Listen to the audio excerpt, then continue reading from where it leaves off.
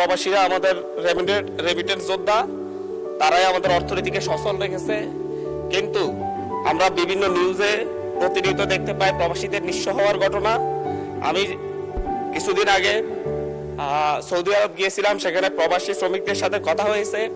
সেই জায়গায় প্রবাসীদেরকে নেওয়ার জন্য বিভিন্ন ভুয়া কোম্পানি তৈরি করা হয় এবং ভুয়া কোম্পানি থেকে যাদের কোনো অফিস থাকে না, কোনো নির্দিষ্ট ঠিকানা থাকে না, শুধুমাত্র কাগজে কলমে তাদের ঠিকানা থাকে, সেই ঠিকানা অনুযায়ী সেই কোম্পানির নামে বিভিন্ন চাহিদাপত্র তৈরি করে সরকারের কাছ থেকে অনুমোদন নিয়ে বাংলাদেশ থেকে শত শত শ্রমিকদেরকে সেখানে পাঠানো হয়। তারা সেখানে গিয়ে বিমান ভাড়া। মাননীয় সদস্য, আমাদের এটা হচ্ছে not statement, it's a question. Please আপনি একটা কোশ্চেন করেন, তাহলে অন্য মাননীয় সদস্য সুযোগ পাবেন আরেকটা কোশ্চেন করার। মাননীয় স্পিকার, আমি ব্যাকগ্রাউন্ডটা বললে কোশ্চেনটাকে ক্লিয়ার হতো।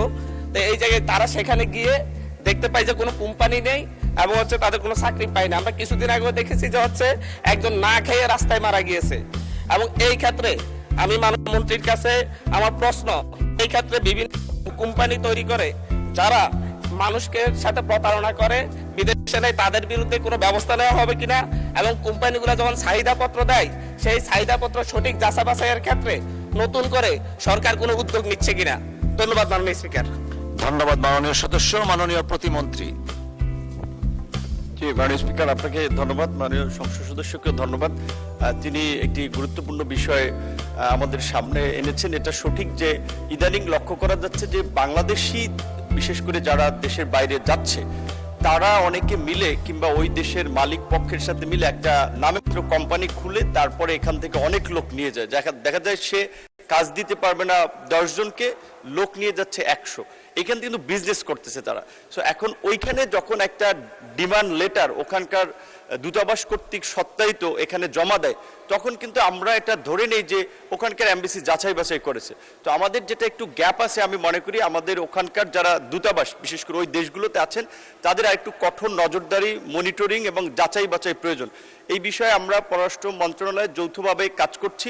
আমাদের মন্ত্রণালয়ের অধীনে 27টি দেশে 30টি শ্রম কল্যাণ উইং রয়েছে।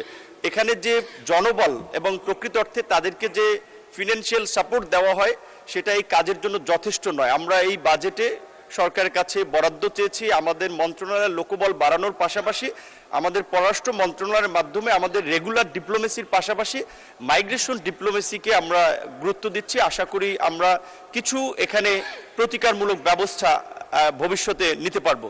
ধন্যবাদ। ধন্যবাদ মাননীয় প্রতিমন্ত্রী। নোয়াখালী